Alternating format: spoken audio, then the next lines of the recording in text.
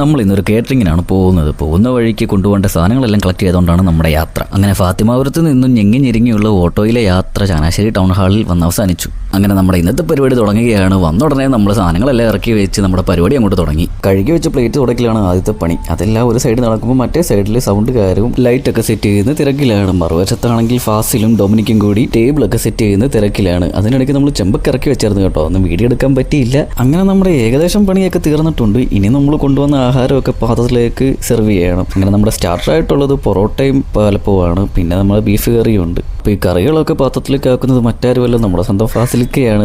ഈ ചിരിച്ചുകൊണ്ടിരിക്കുന്ന മനുഷ്യനാണ് പുള്ളിക്കാരൻ. പിന്നെ ഈ കാണുന്ന മഞ്ഞ കളറിലുള്ളത് വെജിറ്റബിൾ കറിയാണ് കേട്ടോ. പിന്നെ അച്ചാറുണ്ട്, ചള്ളാസുണ്ട്, എല്ലാം ഉണ്ട്.